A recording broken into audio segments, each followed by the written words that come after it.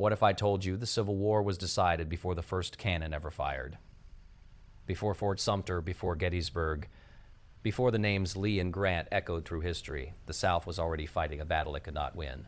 Not because of courage, not because of leadership, but because of something far more powerful: numbers, industry, economics, and a fatal belief that cotton could rule the world. Tonight, we're not just revisiting a war, we're uncovering the quiet forces that sealed the Confederacy's fate before the first shot was fired. And once you see it, you'll never look at the Civil War the same way again. We'll explain everything in this video, step by step. Don't skip it. Before the first cannon roared across Charleston Harbor, before smoke curled above the waters of South Carolina, before brother faced brother in fields that would soon be soaked in blood. But the outcome of the American Civil War was already whispering its verdict. It was not written in prophecy. It was written in numbers. It was written in railroads, stretching like iron veins across the North. It was written in factories humming with industry. It was written in crowded immigrant neighborhoods in New York and Philadelphia. It was written in classrooms, in newspapers, in shipyards, and foundries. And it was written, too, in the fields of the South, vast, fertile, beautiful, yet bound to a single crop and a single tragic system. To understand why the South was doomed before the first shot was fired, we must step back from the thunder of battle and look instead at the quiet arithmetic of power. In 1860, the North had nearly twice the population of the South. More than 22 million people lived in the Union States. In the Confederacy, roughly 9 million. And of those 9 million, nearly 4 million were enslaved human beings, counted for political purposes, yet denied freedom, denied arms, denied full participation in the very war fought to preserve their bondage. From the beginning, the South fought with half a nation. The North possessed more than 80% of the nation's industrial capacity. It produced the overwhelming majority of the country's firearms, iron, textiles, and boots. It had 20,000 miles of railroad track. The South, barely half that. And those southern rails were often laid in disconnected lines designed to carry cotton to ports, not armies to battle. War in the 19th century was no longer simply about courage. It was about supply lines. It was about logistics. It was about replacing rifles, boots, horses, locomotives, and men. The South had courage in abundance. It had extraordinary generals, men like Robert E. Lee and Stonewall Jackson, who maneuvered brilliantly against larger forces. Southern soldiers fought with fierce devotion to home and state. Their early victories stunned the North and electrified Europe. But courage cannot manufacture cannon, and genius cannot conjure railroads from thin air. The Confederate economy was built on cotton, King Cotton. They called it, and Southern leaders believed the world would bow to it. Surely, they reasoned, Great Britain and France, dependent on Southern cotton for their textile mills, would intervene. Surely Europe would not allow its factories to fall silent. But the world had options. British merchants had stockpiled cotton before the war. New sources emerged in Egypt and India. And after the issuance of the Emancipation Proclamation by Abraham Lincoln, the war transformed from a conflict over union into a moral crusade against slavery. For Britain, which had abolished slavery decades earlier, openly supporting a slaveholding rebellion became politically impossible. The South had gambled its survival on foreign intervention and lost before diplomacy truly began. Yet beyond industry and diplomacy, there was a deeper flaw, one rooted in the very structure of Southern society. The Confederacy was founded on a fierce belief in states' rights, in local sovereignty over centralized authority. It was this principle that justified secession. But in wartime, survival demands unity. It demands coordination. It demands a strong central government capable of imposing taxes, organizing resources, and enforcing conscription. The Confederate government, led by Jefferson Davis, struggled constantly against governors who resisted Richmond's authority. States hoarded supplies for their own. Troops. Political infighting drained precious energy. The ideology that justified independence became an obstacle to effective governance. The South needed unity. Its philosophy resisted it. And then there was the most profound contradiction of all. 4 million enslaved men, women, and children lived within the Confederacy's borders. They built its fortifications. They grew its food. They sustained its economy. And as Union armies advanced, they fled plantations in staggering numbers, seeking freedom behind Northern lines. Each escape weakened the Southern labor force. Each Union victory emboldened enslaved people to resist. By war's end, nearly 200,000 black soldiers and sailors would serve in the Union cause, men who had once been considered property, now bearing arms against the system that enslaved them. The Confederacy was fighting to preserve slavery, but slavery itself undermined the Confederate war effort. It diverted white manpower to control and patrol enslaved populations. It created internal instability. It denied the South the full mobilization of its own population. Only in the final desperate months did Confederate leaders even consider arming enslaved men, a stunning admission that the foundation of their society was cracking. And then there was the sea. The Union Navy imposed a blockade that slowly strangled Southern commerce. Ports fell silent. Exports collapsed. Imports of weapons and medicine dwindled. Inflation spiraled out of control. Confederate currency became nearly worthless. Bread riots erupted in cities like Richmond. Wars are not lost only on battlefields.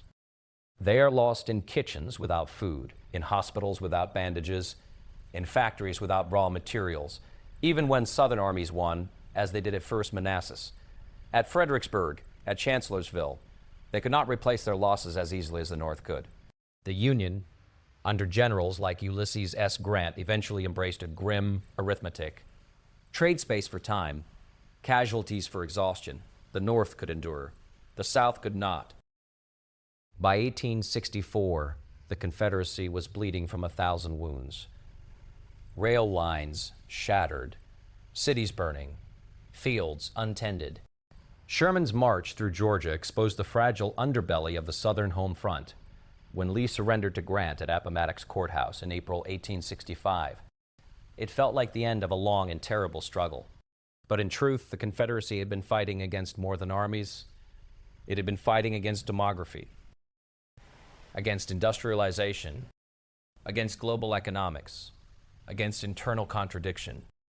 This does not diminish the tragedy of the conflict. More than 600,000 Americans would die. Towns would be ruined, families broken. A general. Families broken. A gen. Erasure scarred. But if we are to understand history honestly, we must recognize that the South's defeat was not simply the product of battlefield mistakes or missed opportunities. It was the result of structural realities that existed long before April 1861. The cannons at Fort Sumter did not decide the war's fate. They merely announced a reckoning that had been building for decades. The South was brave. It was defiant. It was deeply attached to its vision of honor and independence. But it had tied its future to an economic system that limited innovation, discouraged industry, and divided its own population. It mistook agricultural wealth for national power. It mistook early victories for strategic advantage. And perhaps most tragically, it mistook resolve for destiny. History can be merciless to nations that confuse pride with preparation. When the first shot was fired, the South possessed extraordinary generals, committed soldiers, and a fierce will to resist.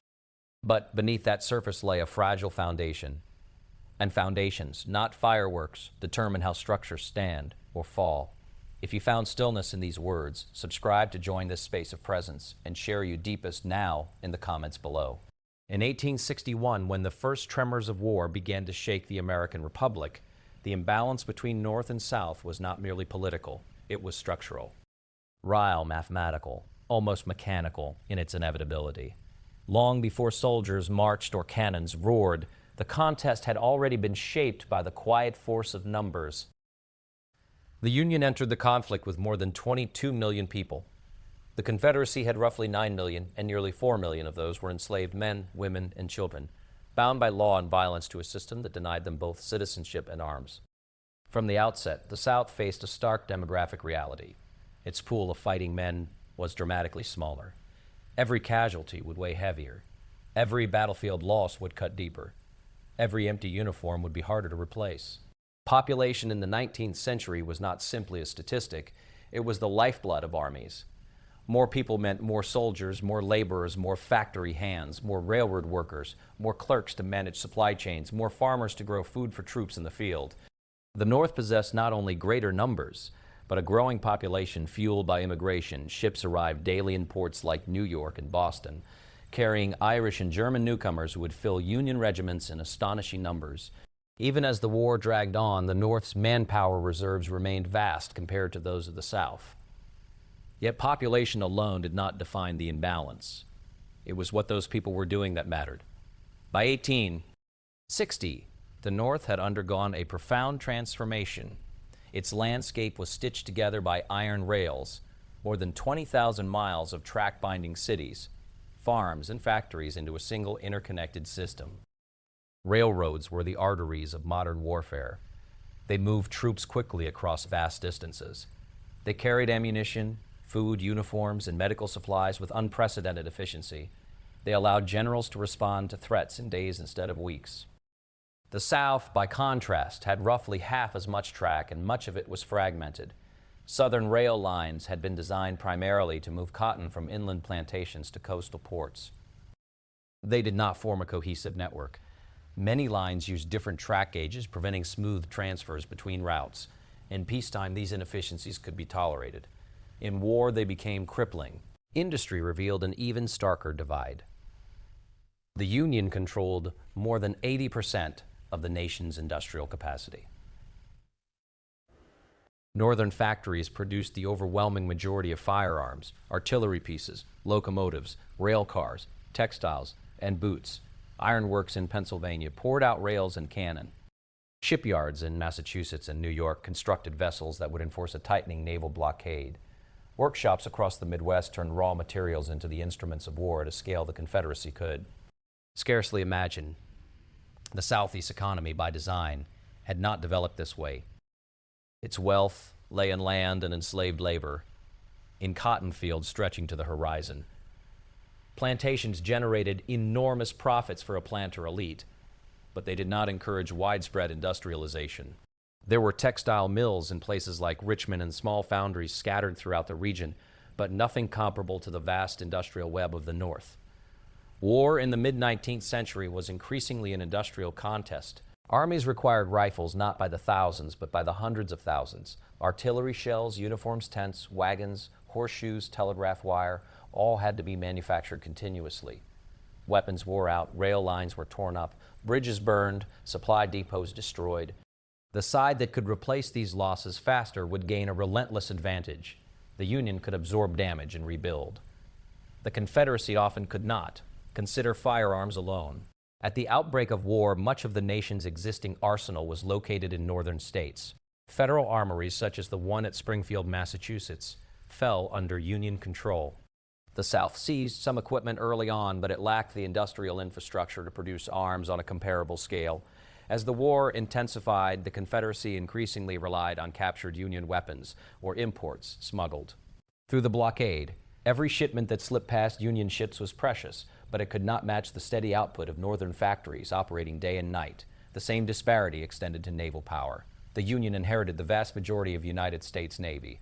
Though many Southern officers resigned to join the Confederacy, the ships themselves largely remained in Northern hands. Industrial shipyards quickly expanded production, launching vessels that would patrol the coastline and choke off Southern trade. The South struggled to construct even a modest fleet, turning to innovative but limited solutions like ironclads built from converted river steamers. Even agriculture, often cited as a Southern strength, revealed imbalance under the pressure of war. While the Confederacy produced cotton in abundance, cotton could not be eaten. The North, with its diversified farms in states like Ohio, Illinois, and Iowa, generated massive surpluses of grain, meat, and livestock. Northern farmers, connected by rail to distant markets, supplied Union armies with a steady stream of provisions. The South, focused heavily on cash crops, found itself increasingly short of food as Union armies penetrated deeper into its territory and transportation networks faltered. Financial systems further widened the gap. Northern banks and financial institutions possessed reserves and stronger ties to international markets. The Union government, under the leadership of Abraham Lincoln, successfully issued bonds and established a national banking system to finance the war. Confidence in the Union's long-term stability encouraged investment.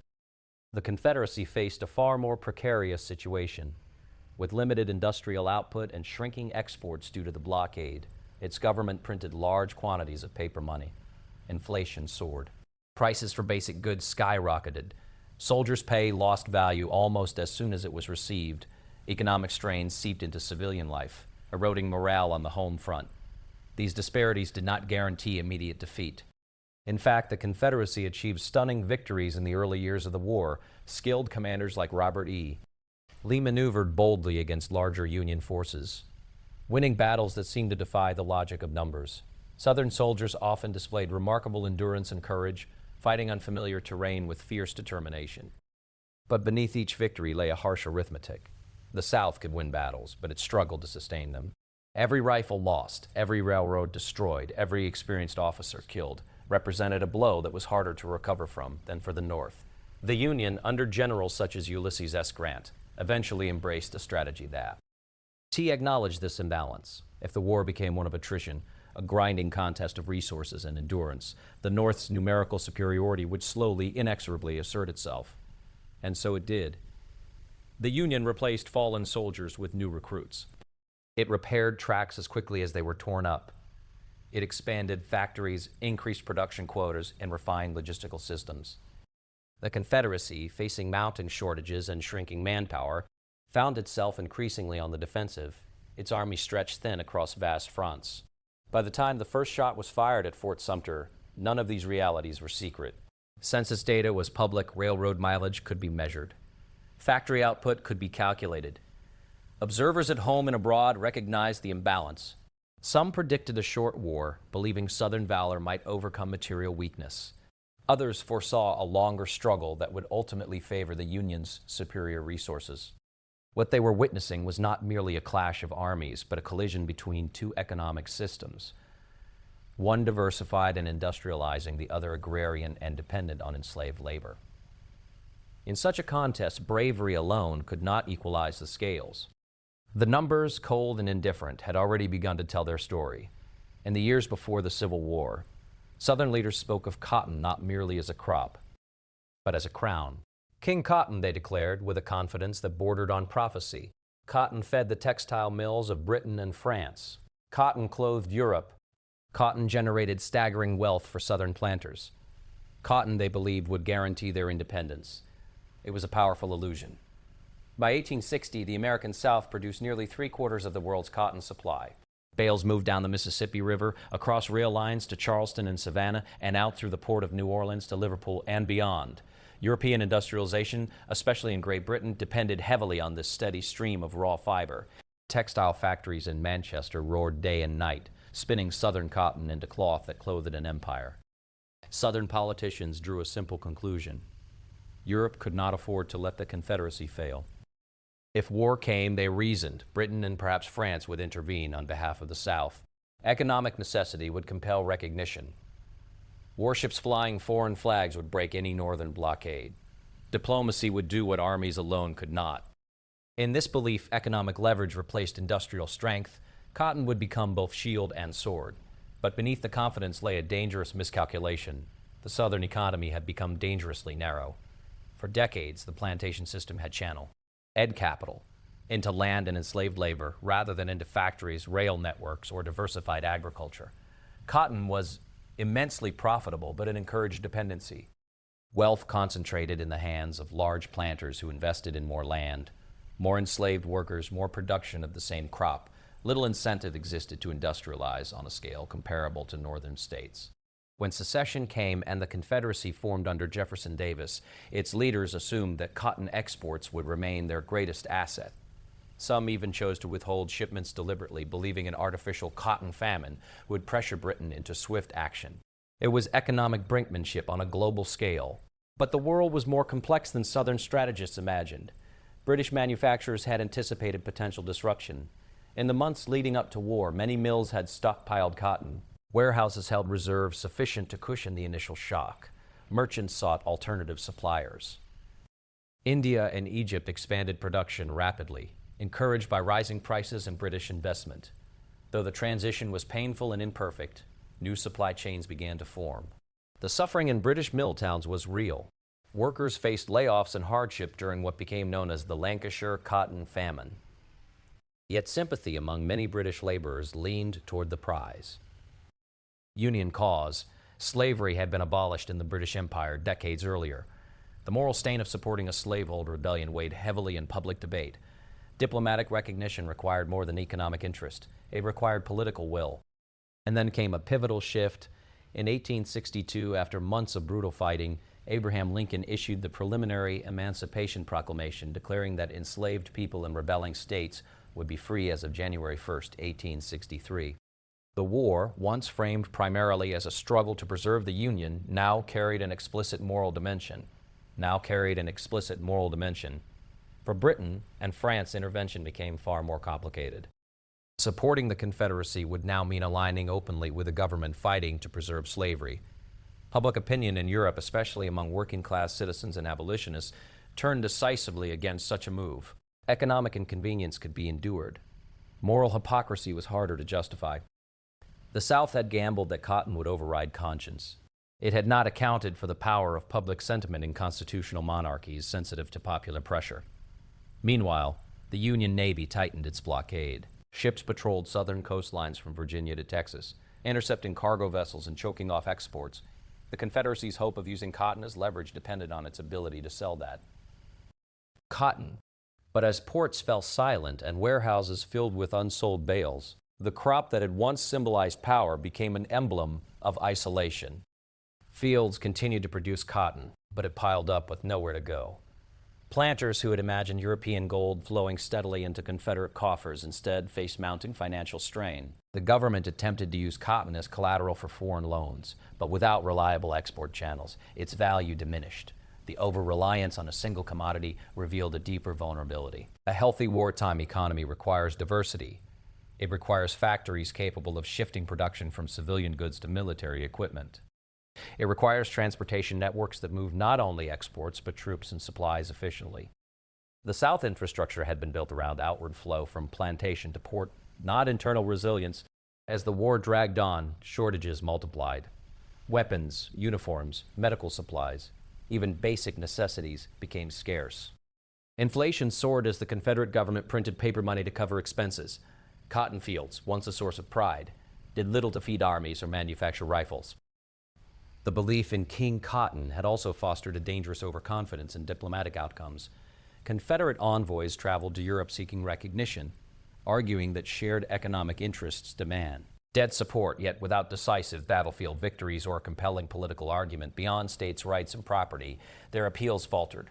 Early Southern victories under generals like Robert E. Lee briefly rekindled hopes that European powers might reconsider.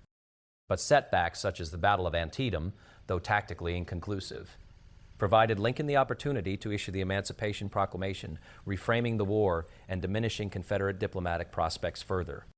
By the time it became clear that foreign intervention would not materialize, the Confederacy had already committed itself fully to a strategy built on that expectation. Economic policy, diplomatic outreach, and even military planning had been shaped by the assumption that Europe would not allow Southern collapse. Instead, the South found itself increasingly alone. Cotton, once heralded as an instrument of power, proved to be a fragile foundation for nationhood. It enriched individuals, but did not create a balanced economy. It encouraged dependence rather than adaptability. It fostered confidence that external forces would guarantee success, reducing urgency for internal development. The global market adapted, Europe endured, the blockade tightened, and the Confederacy faced the sobering reality that economic leverage without diversified strength could not sustain a modern war. The tragedy was not that cotton lacked value. It was that value had been mistaken for invincibility. Wealth from a single crop had been equated with geopolitical influence. The leaders of the Confederacy had believed that because the world wanted their product, the world would protect their cause. But markets are pragmatic, nations are cautious, and moral currents can outweigh material interests. As warehouses filled with unsold bales in southern ports remained under watchful Union guns, the grand strategy of King Cotton unraveled. The very crop that symbolized Southern prosperity exposed its vulnerability, revealing how an economy built too narrowly could falter when the tides of war and diplomacy shifted beyond its control. The Confederacy was born from a conviction, a fierce, unyielding belief that sovereignty resided not in a distant national government, but in the individual states themselves. Secession had been justified on the grounds that states had entered the Union voluntarily and could depart from it when they believed their rights threatened. It was a doctrine rooted in decades of political debate, shaped by arguments over tariffs, federal authority, and above all, slavery. But the philosophy that inspired independence would become one of the Confederacy's greatest burdens once war began. When Southern delegates gathered to form a new nation, they drafted a constitution strikingly similar to that of the United States, yet carefully altered to limit central authority. The memory of what they viewed as federal overreach lingered heavily. They sought to protect states from intrusion, to ensure that no central government could dominate them as they believed Washington had done. This suspicion of centralized power was not theoretical. It was deeply embedded in Southern political culture. Governors guarded their prerogatives fiercely. State legislatures defended local control over militias, resources, and policy. Allegiance often flowed first to one state, Virginia, Georgia, Alabama, and only secondarily to the Confederacy itself. In peacetime, such decentralization might have functioned without catastrophic strain, but war is an unforgiving teacher. It demands coordination, uniformity, and rapid decision-making. It requires the mobilization of men and materials across vast territories. It depends upon taxation, conscription, transportation networks, and coherent supply chains. These are not the natural products of a loose confederation of semi-autonomous states. At the head of the new government stood Jefferson Davis, a West Point graduate and former U.S. Secretary of War. He understood, perhaps more clearly than many of his colleagues, the scale of the challenge ahead. Yet even Davis found himself constrained by the very principles that had propelled him into office as. Early in the war, the Confederate government sought to centralize military authority, taking control of state militias and organizing them into a national army. Resistance emerged almost immediately. Some governors hesitated to relinquish troops, fearing their own states would be left vulnerable. They questioned Richmond's priorities, doubted strategic decisions, and at times refused to comply fully with directives. The friction was not merely personal, it was structural. The ideology of states' rights clashed with the necessities of national survival. Conscription became one of the most controversial issues. In 1862, faced with mounting casualties and dwindling enlistments, the Confederate Congress passed the first national draft in American history. It was a bold and unprecedented measure, one that acknowledged the urgency of manpower shortages. Yet it also ignited fierce opposition. Critics argued that forced service contradicted the very principles of liberty and local sovereignty that justified secession. Some governors protested the draft as unconstitutional under the Confederate framework. Others resisted enforcement, shielding certain citizens from service or challenging Richmond's authority to compel obedience. Exemptions, particularly the so-called 20 Negro Law, which allowed one white man to remain on plantations with 20 or more enslaved people, further inflamed tensions. Ordinary soldiers and civilians perceived favoritism toward wealthy planters, eroding morale and unity. Taxation created similar strains. Funding a modern war required substantial revenue. The Confederate government imposed taxes in kind and attempted to standardize financial policy. Yet states often pursued their own fiscal measures, complicating coordination. Inflation soared as paper currency flooded the economy, and confidence in central authority wavered. Transportation exposed the limits of decentralization. Railroads, largely privately owned and managed at the state level, resisted national control. Efforts to standardize gauges, prioritize military shipments, or requisition equipment frequently encountered bureaucratic delay and local obstruction. While the Union developed increasingly efficient logistical systems under centralized oversight, the Confederacy struggled with fragmentation and inefficiency. The contrast with the North grew sharper over time. Under Abraham Lincoln, the federal government expanded its authority dramatically. Washington coordinated rail networks, supervised industrial production, implemented a draft, and established a national banking system. Such measures were controversial in the North as well, but the Union possessed a stronger tradition of federal supremacy and broader acceptance of centralized wartime powers. The Confederacy, by design, lacked that foundation. Even military strategy suffered from divided authority.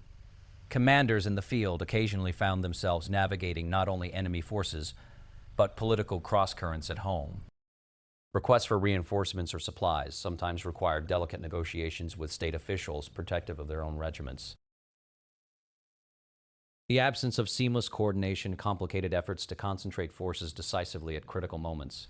Personal rivalries compounded structural weaknesses. Davis's relationships with certain governors and generals became strained. Disagreements over appointments, promotions, and strategy fueled resentment. Critics accused the president of favoritism or inflexibility. Supporters argued he faced impossible constraints. Beneath the personalities lay a deeper question. Could a nation founded to resist centralized authority effectively wage a total war that demanded it? As the conflict intensified, the Confederate government gradually assumed greater powers out of sheer necessity. It seized control of additional resources, expanded conscription, and attempted to assert stronger oversight. Yet each expansion provoked fresh debate, reinforcing perceptions of contradiction. Citizens who had rallied against perceived role tyranny now witnessed their own government exercising similar powers. The tension between principle and survival became increasingly stark. Localism also shaped civilian responses. In regions distant from major battlefronts, some communities prioritized their own defense and welfare over broader strategic considerations. State governments sometimes resisted transferring troops to distant theaters, fearing invasion at home. This patchwork approach complicated efforts to mount unified campaigns across multiple fronts. Meanwhile, internal dissent grew in certain areas. In parts of North Carolina, Georgia, and other states, resistance movements emerged among those disillusioned with Confederate policies or weary of war's toll. The central government, constrained by ideology and limited enforcement capacity, struggled to suppress unrest effectively. The paradox was profound. The Confederacy had formed to preserve autonomy and local control, yet the scale of modern warfare required precisely the kind of centralized coordination it distrusted. Every attempt to strengthen national authority risked undermining the philosophical core of the new nation. Every defense of states' rights risked weakening the collective war effort. This structural tension did not single-handedly determine the outcome of the war. Southern armies fought with determination and at times achieved remarkable victories under leaders such as Robert E. Lee. Soldiers endured extraordinary hardship. Civilians sacrificed comfort and security. But beneath the valor lay a persistent fragmentation. Policies that might have strengthened the Confederacy were delayed or diluted by political resistance. Resources were not always allocated where most needed. Coordination faltered at critical junctures. In the end, the Confederacy confronted an inescapable dilemma. To win the war, it needed a strong central government. To remain true to its founding principles, it resisted becoming one. The friction between these imperatives shaped decisions in legislatures, Governors' mansions and military headquarters across the South, influencing the trajectory of the conflict long before its final campaigns unfolded. At the heart of the Confederacy lay an institution it believed to be a source of strength, stability, and wealth. 4 million enslaved men, women, and children labored in its fields, built its homes, tended its livestock, and sustained its agricultural economy. Southern leaders insisted that slavery was not a weakness, but a pillar, a system that generated prosperity and defined their social order. Yet from the moment war began, that very institution revealed itself to be a profound strategic liability. Slavery shaped every dimension of Southern life. It concentrated wealth in the hands of a planter elite and tied economic production overwhelmingly to agriculture, particularly cotton. It discouraged widespread industrialization, limited immigration, and entrenched a rigid social hierarchy. In times of peace, this system functioned according to its own brutal logic. In times of war, it introduced vulnerabilities that no battlefield brilliance could fully overcome. The Confederacy's population disadvantage was magnified by slavery. Of its roughly 9 million inhabitants, nearly 4 million were enslaved. These individuals could not be openly armed or trusted as soldiers at the outset, for the very premise of slavery depended upon denying them autonomy and power. This meant that a significant portion of the Southern population was excluded from direct military service for most of the war. By contrast, the Union could draw from a far larger pool of free citizens. And as the war evolved, it would also draw strength from those who had once been enslaved. Slavery also demanded internal security. Large numbers of white Southern men were required not only at the front lines but at home, to patrol plantations, suppress potential uprisings, and maintain the system of control upon which the Southern economy depended. The fear of insurrection was not imaginary. It was woven into the history of the South. Memories of revolts such as Nat Turner's uprising lingered in the Claf. Southern imagination. War heightened anxiety. This internal preoccupation diverted manpower that might otherwise have reinforced armies in the field. The Confederacy could not afford to ignore the millions of people it held in bondage, particularly as Union forces advanced deeper into Southern territory. And advance they did. From the earliest days of the conflict, enslaved people recognized the war as an opportunity. As Union troops moved into Confederate states, enslaved men and women fled plantations in growing numbers, seeking refuge behind federal lines. And they were often described as contraband of war, a legal designation that allowed Union commanders to refuse their return to Confederate owners. What began as scattered escapes soon became a mass movement. Each individual who escaped weakened the Southern labor force. Plantations lost hands, crops went untended, fortifications built by enslaved labor slowed as workers slipped away under cover of darkness. The Confederacy's agricultural engine began to falter under the strain. For the Union, these fleeing individuals represented both a moral imperative and a strategic asset. Initially cautious, Northern leaders gradually recognized the military significance of emancipation. When Abraham Lincoln issued the Emancipation Proclamation in 1863, the war's purpose expanded. It became not only a struggle for union, but a campaign against slavery itself. The proclamation transformed the strategic landscape. Enslaved men could now enlist in the Union Army. By war's end, nearly 200,000 black soldiers and sailors had served the Union cause. They fought in major engagements, guarded supply lines, and bolstered Northern manpower at a critical time. Their participation offset some of the Union's casualties and added a moral force that resonated internationally. The Confederacy, meanwhile, faced a mounting contradiction. It fought to preserve slavery, yet slavery undermined its capacity to sustain the fight. Economically, the system proved inflexible. Because so much Southern wealth was tied to enslaved labor and land, capital that might have funded factories or diversified industries remained locked in human property. As Union blockades tightened and exports dwindled, the South lacked alternative economic engines. Food shortages worsened as farmland previously devoted to cotton struggled to shift towards subsistence crops. The labor system was not designed for rapid adaptation. Social divisions deepened as well. Not all white Southerners owned enslaved people. Many small farmers possessed little stake in the plantation economy. As the war dragged on and casualties mounted, resentment simmered. Policies like the exemption that allowed one white man to remain on plantations with large numbers of enslaved workers fueled perceptions that the conflict disproportionately burdened poorer citizens. Class tensions intersected with the realities of slavery, straining unity. Internationally, slavery damaged Confederate diplomacy. European powers, particularly Great Britain, had abolished slavery decades earlier. Public opinion abroad was deeply shaped by abolitionist movements. Once emancipation became a declared objective of the Union, supporting the Confederacy meant aligning with a government explicitly committed to preserving human bondage. This moral dimension complicated any prospect of foreign recognition or intervention. As the war turned against the South, desperation prompted reconsideration. By 1864 and early 1865, Confederate leaders debated the possibility of enlisting enslaved men as soldiers in exchange for promises of freedom. The proposal revealed the depth of the crisis. To arm enslaved men would acknowledge their capability as soldiers and, by implication, the injustice of denying them freedom. The debate was fierce and anguished. Some argued it was a necessary measure for survival. Others insisted it would betray the very foundation of Southern society. In the final weeks of the war, limited authorization was granted to recruit black soldiers, but it came too late and in too small a number to alter the course of events. The institution that had defined the Confederacy thus emerged as both its ideological core and its strategic Achilles heel.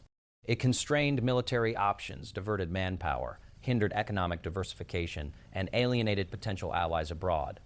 It created internal insecurity even as armies clashed at the front. Enslaved people themselves acted as agents in this transformation. Through resistance, escape, and eventual enlistment in Union ranks, they reshaped the balance of power. Their pursuit of freedom undermined the Confederate labor system and strengthened the Union war effort in ways Southern leaders had neither anticipated nor controlled. What the Confederacy perceived as an asset proved to be a liability embedded in its structure. Slavery generated wealth in peacetime, but rigidity in crisis. It produced cotton, but not factories. It fostered hierarchy, but not unity. It demanded control at home while armies were needed abroad. As Union forces advanced through Mississippi, Georgia, and the Carolinas, the collapse of slavery accelerated. Plantations emptied. The social order that had seemed immovable began to fracture under the weight of military pressure and human determination. In seeking to preserve slavery, the Confederacy tied its fate to a system increasingly incompatible with the demands of modern warfare and shifting moral currents. The institution shaped strategy, diplomacy, and domestic life narrow. Wing choices and magnifying vulnerabilities at every turn. War in the 19th century was no longer decided solely by the clash of armies on open fields. It was shaped by factories that never saw the battlefield, by shipyards along distant coasts, by rail yards crowded with freight, by clerks calculating supply inventories late into the night. The American Civil War marked one of the first great industrial wars, and in that transformation lay one of the Confederacy's deepest disadvantages. From the beginning, the Union possessed the machinery of sustained conflict. Its factories could produce rifles in staggering quantities. Its foundries forged cannon and rails without pause. Its textile mills turned out uniforms and blankets by the thousands. Industrial cities such as Philadelphia, New York, and Chicago became engines of war production, converting peacetime capacity into military might with remarkable speed. The Confederacy, by contrast, entered the conflict with limited industrial infrastructure. It had courage, capable officers, and determined soldiers, but it lacked the broad manufacturing base necessary for a prolonged struggle. While small arsenals and workshops operated in places like Richmond and Atlanta, they could not match the scale of Northern output. Every musket lost, every artillery piece destroyed, every locomotive damaged represented a blow that was diffy piece destroyed. Every locomotive damaged represented a blow. Cult to replace railroads illustrated the widening gap. The Union's extensive rail network functioned as a circulatory system for the war effort. Troops could be shifted rapidly from one theater to another. Supplies moved efficiently from Midwestern farms to Eastern battlefields. When track was damaged, Northern industry provided the iron and labor to repair it quickly. Southern railroads, fewer in number and less interconnected, struggled under constant strain. Lines deteriorated without sufficient replacement rails.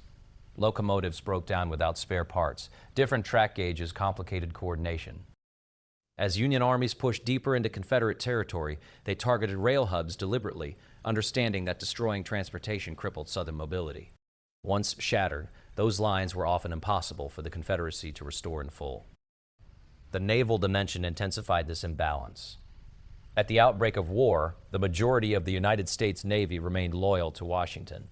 Though some Southern officers resigned to join their states, the ships themselves largely stayed under Union control. The federal government quickly expanded its fleet, commissioning new vessels from northern shipyards and retrofitting others for wartime service. President Abraham Lincoln authorized a sweeping naval strategy, blockade the southern coastline, and seize control of the Mississippi River. This approach, often called the Anaconda Plan, aimed not at a single decisive battle, but at gradual suffocation. The blockade grew tighter year by year. Union ships patrolled thousands of miles of coastline, intercepting cargo vessels attempting to slip into or out of southern ports. Some blockade runners succeeded, bringing in weapons and medicine, but the risks were immense and the volume insufficient to sustain a modern army indefinitely. Cotton exports collapsed. Imports dwindled. Southern ports that had once bustled with international trade fell eerily quiet. Economic consequences followed swiftly. Without steady exports, the Confederacy struggled to obtain hard currency. The government printed paper money in increasing quantities, triggering inflation that eroded purchasing power. Civilians felt the strain as prices soared for basic necessities. Bread riots erupted in cities such as Richmond, revealing the mounting desperation on the home front. Meanwhile, the Union's industrial base continued to expand. War contracts stimulated innovation and efficiency. Standardized production methods allowed for interchangeable parts and rapid assembly. Northern agriculture, diversified and mechanized, supplied armies with reliable quantities of food. Meatpacking plants, grain mills, and rail depots worked in coordinated rhythm. The Confederacy, increasingly isolated, faced shortages of ammunition, uniforms, shoes, and even salt for preserving meat. Soldiers often marched barefoot. Artillery units rationed shells. Medical facilities lacked adequate supplies. The human toll of such scarcity was immense, not only in casualties but in morale. Union commanders gradually embraced the logic of industrial warfare. General Ulysses S. Grant understood that the North's advantage lay not merely in winning individual engagements, but in sustaining relentless pressure. If Confederate armies could be forced into continuous battle, their losses would accumulate beyond replacement. The Union could endure attrition in ways the South could not. Grant's campaigns in Virginia exemplified this grim calculus, though battles such as the Wilderness and Cold Harbor produced staggering casualties on both sides. Union forces replenished their ranks more readily. The Confederacy's pool of manpower and material dwindled with each confrontation. In the Western theater, Union strategy further demonstrated industrial logic. Control of the Mississippi River divided the Confederacy geographically, severing Texas, Arkansas, and Louisiana from eastern states. The fall of Vicksburg in 1863 secured Union dominance of the river, disrupting supply lines and trade routes vital to Confederate coordination. Perhaps the most dramatic illustration of industrial warfare came with General William Tecumseh Sherman's march through Georgia. Sherman's forces targeted not only Confederate armies but the infrastructure that sustained them. Railroads were torn up and twisted into Sherman's neckties. The Brill roads were torn up and twisted into Sherman's neckties.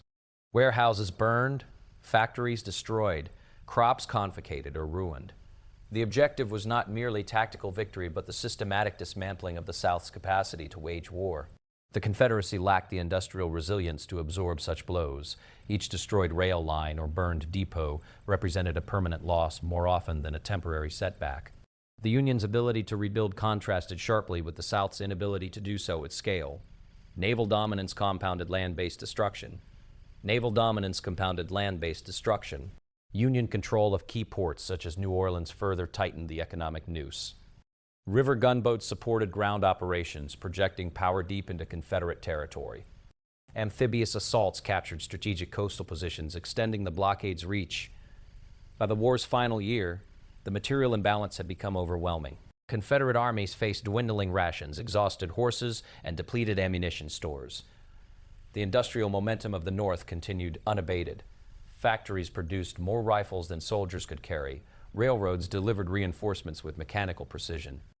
The Confederate cause had relied heavily on valor, tactical brilliance, and the hope of decisive battlefield victories. Yet modern war had shifted the measure of success toward production quotas, logistical efficiency, and sustained supply chains. The Union's industrial might functioned as a silent, persistent force multiplier, reinforcing every campaign and compensating for setbacks.